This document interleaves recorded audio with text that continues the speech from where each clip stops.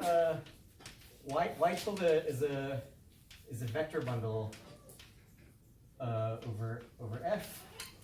Well, some machinery that you get from algebraic topology is the theory of characteristic classes. So you can associate to it various kinds of classes. So the one I want in particular, so I think Alan yesterday mentioned the Chern class. I don't remember if you mentioned the Euler class in particular, but anyway, you can associate to it something called the Euler class. So this is E of y tilde, and it's an element in the 2D cohomology of F with coefficients in Z. But now F is a compact manifold. And I said over here that I want its dimension to be D. That's its dimension as a variety. That's its complex dimension. So of course its real dimension is 2D. So this is the top degree cohomology of a compact manifold, and so it's isomorphic to Z, and it's spanned by the fundamental class.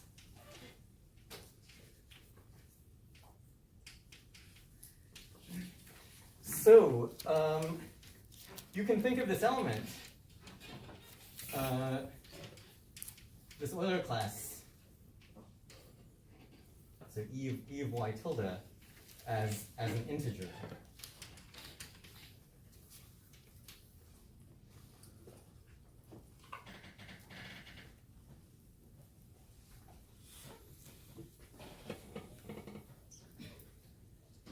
Okay, so here's a theorem which is essentially topological in nature. If I push forward the constant sheaf along this resolution of singularities, then it obeys the decomposition theorem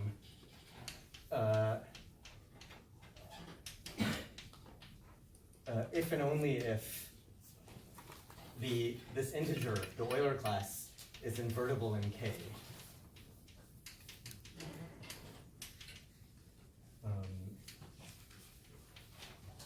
And that's equivalent to saying that the characteristic of K does not divide the Euler class. So let's see. So I guess there's about 5 minutes left.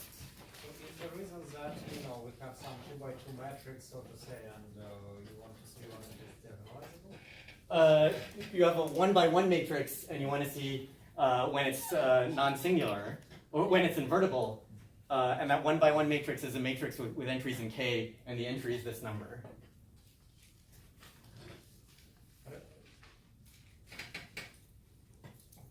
So the decomposition theorem should control the decomposition of sums, meaning the sums should decompose into direct sum. Right, so this thing decomposes into a direct sum of the intersection cohomology complex of y and of the point, if and only if these conditions hold, and if not, it remains indecomposable. But then there is some kind of extension which doesn't split. Yeah, there's an extension which doesn't split. Yeah, yeah.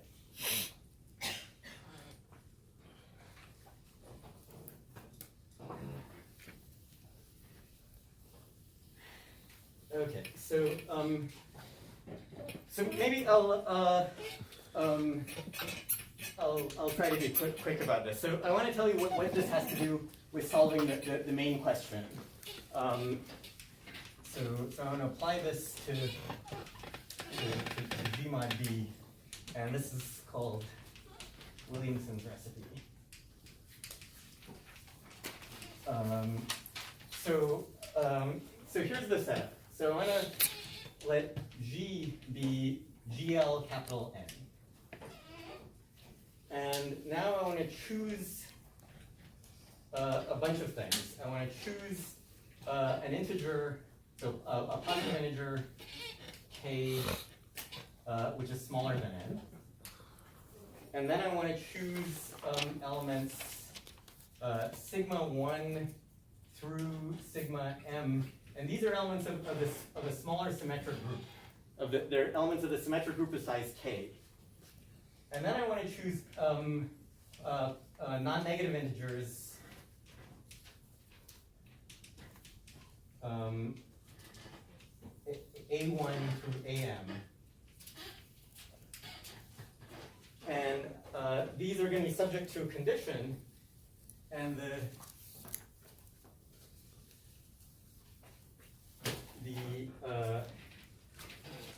the condition is that the sum of the AIs should be equal to the sum of the lengths of these permutations, and both of these should be equal to the difference of capital N and K. So so far, there's just a bunch of combinatorial data. You can choose this however you want.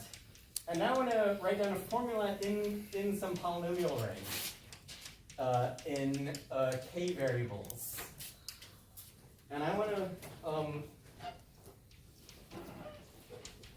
write down the following expression. So I'll write down the expression and then say what it is. So there are these partial looking operators, and then there are variables. So the variables are just going to be powers of the last variable in this coordinate ring, raised to the power of the a's.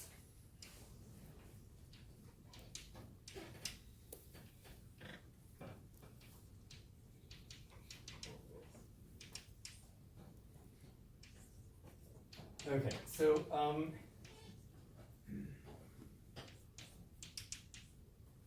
these partial symbols, these are basically products of the divided difference operators from Allen's talk. And the divided difference operators, they reduce the degree of a polynomial. And because I assume that the AIs add up to the same as the lengths of the sigma i's, the degrees will exactly cancel. So this thing could have been a polynomial in this polynomial ring, but it's actually a constant. So the C is an integer. And then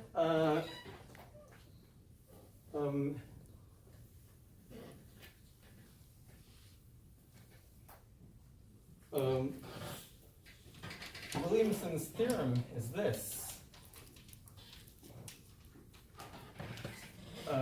There exist elements y and w in S capital N, and they're given by an explicit formula. The formula is too long to write on the board, but you can sit down and work them out by hand.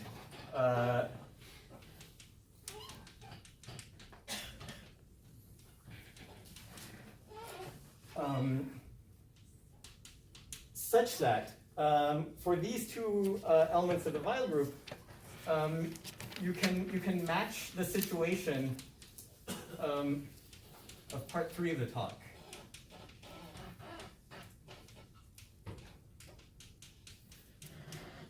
So that means you have a y tilde and a y, and this map is called pi. But what happens with y is that, well, y is an affine variety in part 3 of the talk. What it has to do with the flat variety is it's a normal slice to xy circle inside xw. And the Euler class of y tilde is the integer c that's computed over there. And so a corollary of this is that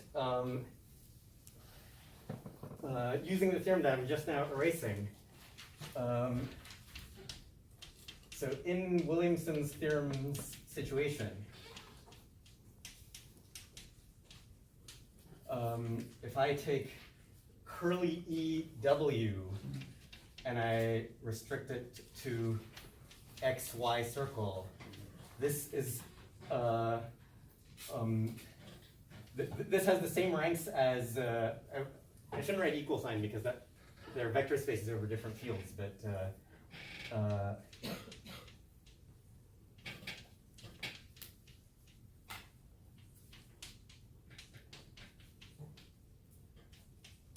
yeah, it has the same ranks as the IC object,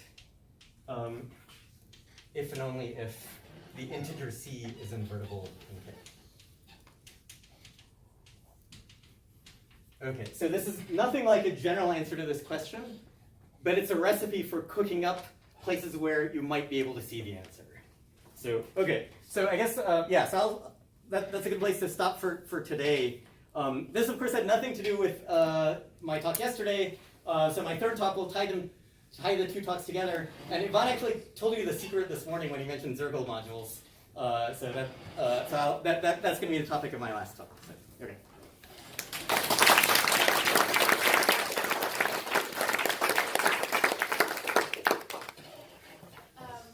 Do we have any questions?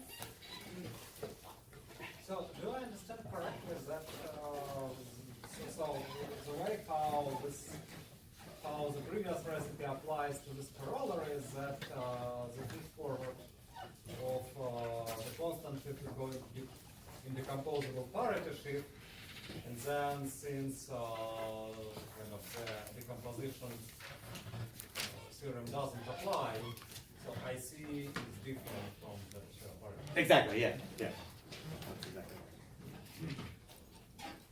right. Yeah, I don't remember. Is that Y compact? Is your Y have to be compact? The on the lower left board, is that normal slice? Is that compact? So you can write down some version of it which is literally an affine variety, so that it actually matches the setup I had before. But yeah, if you prefer some definition, No, yeah. I couldn't remember if it had before it said it had to be compact. Yeah. Okay. So what's that? Pi is proper. Oh, yeah, pi is proper. Oh, sorry. Was that your question? Well, I just couldn't remember. I mean, what was on the board before? Did Y, where your map resolution, did the base space Y have to be compact? No. Yeah, the base space did not have to be compact. But yeah, the pi is not. So you mentioned earlier that having just the table of stocks isn't enough because you don't know about the dual. Yeah. If you have the table of stocks of it and the table of stocks of its dual, is that pretty much everything, or is there still? It depends. There are situations where that's everything. So in particular, if you write down the table of stocks and the table of stocks of the dual, and they're both that's enough to tell you if the object is parity. And if it's parity, then it's a consequence of this theorem that the object is actually determined by those two tables together. But that's by no means trivial, and you can make minor modifications to the table where to end up in a situation where that's not the case. So yeah. Could you explain one more time the connection between that theorem and the corollary? Yeah, so there was a theorem here that I erased that said something about when the decomposition theorem holds or fails for this setting of Y and Y tilde. So the point is that the answer to this question, or actually the answer to this question, the question whether EW and ICW match, it's very closely related to the question of whether the decomposition theorem holds or fails. If it holds, then it's got to work the same way it does with complex coefficients. And so if C is not invertible, that means that along this slice, the decomposition theorem will fail. But this slice captures everything you need to know about the topology of the space, or of the part of the Schubert variety. Some part of the Schubert variety. So it does maybe takes a little bit more work to see why this normal slice has enough information in it, but it turns out that computing the table of stocks sort of between for the B orbits between Y and W is equivalent to just computing the table of stocks for this other map. So yeah. Can you talk about the power basis and composable? So is there any way to obtain the simple objects from those power bases and not obtain any information about the simple objects? This is complicated. So if you're working with complex coefficients, then the intersection cohomology complexes, these are kind of the fundamental objects in the theory of perverse sheaves, and perverse sheaves form an abelian category, and the intersection cohomology complexes are the simple objects in that abelian category. In the more general parity sheaf setting, parity sheaves don't form an abelian category, and so you have to be careful what you mean by the word simple. So that you can still talk about perverse sheaves with coefficients in K. And there is such a thing as IC with coefficients in K, and it's different from IC with coefficients in C, and it's usually much more complicated. So for G mod B, there is a way to compute them starting from knowledge of the parity sheaves, but it's a special property of G mod B that's tied up with things called causal duality and Ringel duality. If you take sort of a random space, I think it's very difficult I mean, they're related, but it's difficult to go directly from knowledge of the parity sheaves to knowledge of the simple objects. Yeah. If the dimension of the fiber is actually strictly less than half the dimension of the space, can the decomposition theorem still fail? That's an excellent question. If the dimensions of the fibers are strictly less, and the fibers have cohomology only in even degrees, then you're guaranteed that the table of stocks for the parity sheaf is identical to the IC table of stocks. So, and in that case, the decomposition theorem, no matter what K is, yeah.